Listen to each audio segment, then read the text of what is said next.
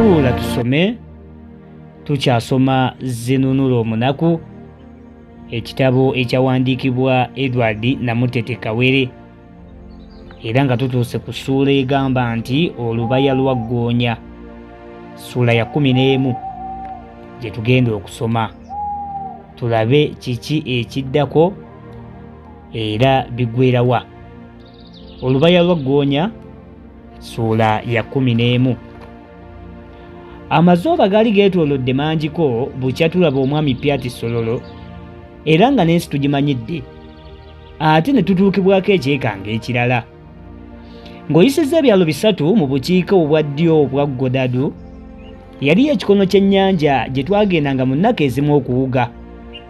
Olumu twali tuwuga, munnaffe omu ng'ava e Buziba, Ggoonya n'emutaayirizaayo ng'eva ku ludda olw'olubalama.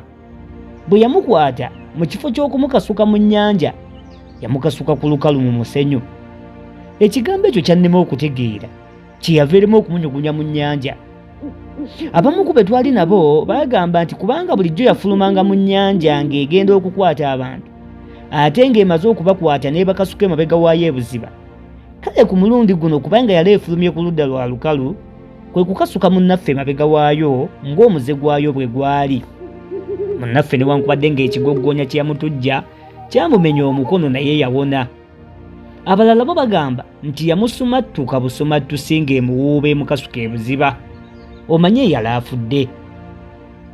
Nga wayiseewo ennaku ntono okuva ku kikangabwa kino, ne tugenda era tuwugeewugemu, naye ku mulundi guno nze nawonera awatono okufuuka emmere ya Ggoonya. Mba ndi mu bwengula bw'ennyanja ne nnengera ekintu ekyanfaananira ekitundu ky'ekitittiriri oba ekiyirikiti ekyokeddwako omuliro nga kiseeyeeya nga kijja eno gye ndi. Kazzi nga ye muganda wa Ggoonya. Kyokka ekyanzijjayo nti si kiti, kwe kulaba ng'engeri gye kyali kijjamu n'embiro kwe kyali kijjira nga tebiyinza kuba bya kintu kiseeyeeya buseeyeeyi, ate nga ne bannange baleekaana nti ofa Ggoonya ekutta. Nange bwe neetegereza nga ndabira ddala ekinnembe kya Ggoonya kye kinnumba, nkubuulira engeri Ggoonya gye yajja esalamu amazzi nga yeewuunyisa nnyo. Emmeeme yantyemuka, kyokka sassaamu kantu nange nga saagala, kale ne ngasala ng'obwanga bwolekedde olukalu, ne nyiikirira nno ddala ng'akagobera embuga, naye nga kirabika nga tewajja kuyita bbanga nga Ggoonya tennantuukako. Ngenda okuwulira nga amazzi kyejje gakola emabega wange entungogobe, nze kwe kubbira. Bwe yatuuka weebadde nnengerera nga tendaba, nayo neegeeyokya. Eba eri kumpi okuntuukako ne nzibbulukuka. Ndowooza wano yampita wansi neegenda mu maaso, nayo yalaba tendabayo nebbulukuka, ng'olwo n'ennyanja efuukuuseemu. Bwe nalaba ejja gye ndi n'empuga nga ndaga e Buziba, yali esigaza kinnya na mpindi okuntuukako ne nzibbira, ate n'empuga nga ndaga ku lukalu. Nasooka kugibulankanya bwe ntyo, ne mba ng'alaga ku ddyo, kale nga mmaze okugikuba ddolera n'ekimooni, ate ne ndaga ku lukalu. Kale nno nayo yasooka kumagalikira eri, naye bw'eba eri eyo gye yali esamaaliridde, ne nnengera nga ndi kumpi n'okutuuka ku lukalu, wamma ggwe nejja yiriiri ng'erabira ddala emmere egiva mu kamwa. Naye eba entuukako eti n'engwa bugazi mu mazzi, yali empitako n'engibaka amavumbavumba ne butwefuka. Mba nsituka nzibbulukuke, ate ne nninnya ku nkongolo n'entagala n'engwa nayo mu ddubi. Bwe twabbulukuka, omuvubuka omunajja n'omwamba omukuutu omwogi gwe yalina, naye bw'agenda okutema Ggoonya nga twesimbye nayo bulanga, ate yakwasa mukira gwayo, yagusanjagga nno. Bannange baagamba nti gwasigalako kale bwerebwe. Mu kutitibana enneetakkuluzeeko n'obulumi buli, yansimba lwala ku mukono n'emmansula eri, nayo neeraba eridde e Buziba. Ensanka eyasigala ku mazzi ye yatulaga eri gitutte. Ggoonya eyo yandeetera okwevuma ennyanja, era ne neerayirira nti alinda banzizeeyo okukwata eriraga ku nnyanja. kale yandekera ogupaapi gw'enkovu ku mukono na buli kati nkyagulina. Naye singa omuyimbi yali atuli kumpi, ndowooza yandigitadde mu kifo kya genge nti goonyeerula goonyeerula, baagiteemako omukira kikugu eyajja ezannya bwetyo bwe yagenda, oba nti kale goonye yatemwako omukira ewungula kikugu, bamme baayo bwe bawungula ebyasa ewungula kikugu. Okuva ku lunaku goonya lwe yali ensolobezza, nali mmaliridde obutaddeyo kuzannyira ku nnyanja, naye mpozzi nga neerabidde nti olugero lw'obujjajja lugamba nti atannafa.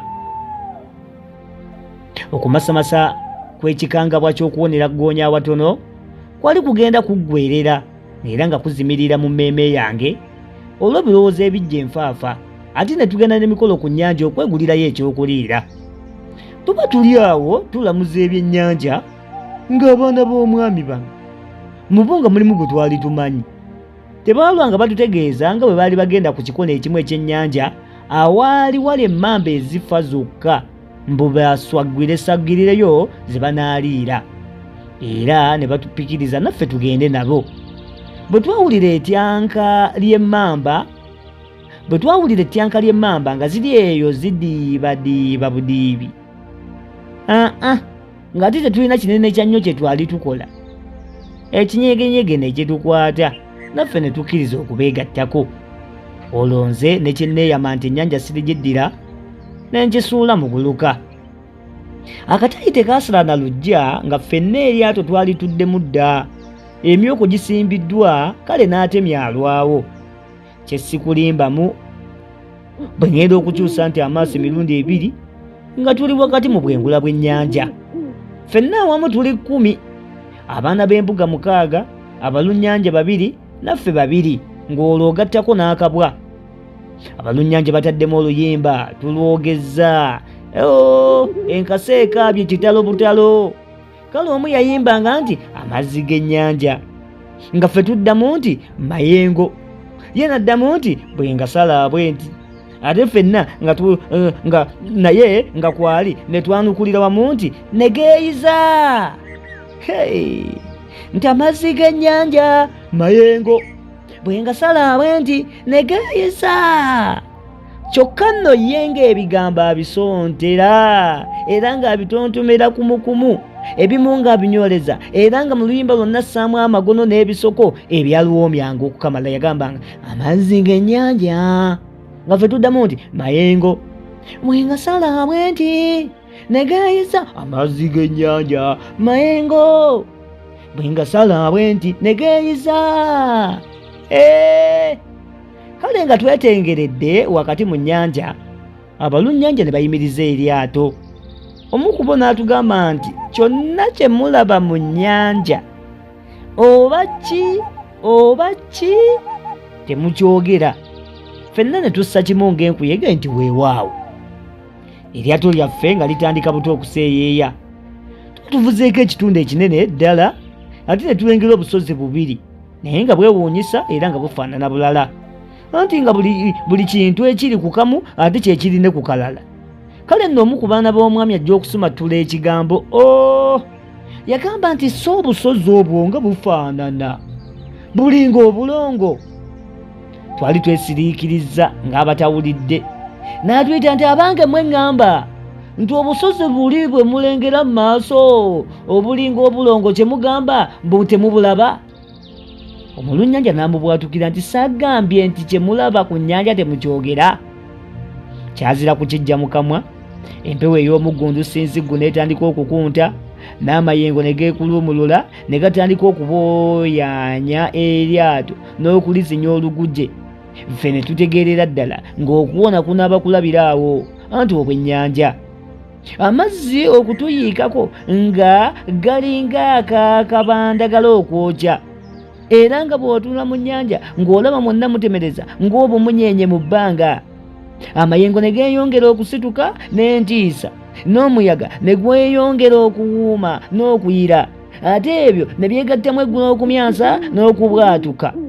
Abamu ku ffe ne basaba abalunnyanja bakyuse eryato tuddeyo, naye bo nga tebanyeenya wadde okunyega, nga tebakyafa na kukulungamya lyato wadde okuvuga oba okusena amazzi.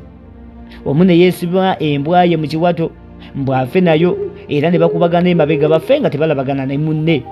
Nze ne Mikolo ne tunyiikirira nnyo okusena amazzi tugire nga tuwazaawazaako ku bulamu, newankubadde nga twalabika nga batengejjera obwereere. Ennyanja nga yeeyongeredde ddala okutabanguka, nga n'embuyaga yeesooza, olufu lw'otalabangako ne lusituka mu nnyanja, anti nga kizibu okulaba munnaakuliraanye, era nga buli kiseera tulowooza nti tunaawulira eryato lisekera ku njazi, naye twaweebwa munnange ne litasekerako. Olwo nno ab'emmeeme ez'entoozo nga zaatabanguse dda, era nga n'abamu baabuuzizza dda ku mbuga. Mu kiseera kino ennyanja mwe yali yeesomedde ennyo, era buli omu mwe yawongerera lubaale we, ejjengo mwe lyatumerera eryato lyaffe mu bubutobuto ne lyewunzikira ku ludda kwe nali ntudde, ne lisena amazzi. Nze mu kwekanga nalowooza nti nguddemu, naye eryato bwe lyatereera nga mpulira nkyalirimu. Wayitawo akaseera katono ssebo olufu ne lukeewa, kale luba luli kumpi ddala okwamuka, ne tulaba ekisamba nga kituyitako. Omulunnyanja kwe kutugamba nti mugeme ekisamba, mugeme ekisamba. Omu ku baana b'omwami teyalwa n'abaka ekitoogo kye yakunuukiriza nga kimuyitako, nga ne banne abali okumpi bamuyambako, nga bakwata bisaalugumba nga tusiba lyato ku kisamba, nga kigenda kibatta kibaabattana n'amayengo okutuusa lwe kyawagamira mu kifuuyi. Naye nga tubeerera ddala awo okutuusa ennyanja lwe yesse ettumbiizi. Tugenda okwetegereza nga munnaffe yayogedde ku busozi mu lyato taliimu, ne tutya nnyo.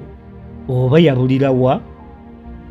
Naffe tetwamanya, naye twalowooza nga yagwira mu jjengo we lyatusinzitusiza, era nga we nabulirako akatono okugayiikamu kubanga nange nali ntudde ku ludda kwe yali atudde. Nga wayise akaseera, abamu ku baali mu lyato ne basaba abalunnyanja batuzzeeyo, naye bo ne beerema nti tewalajja kutemba nnyanja kati.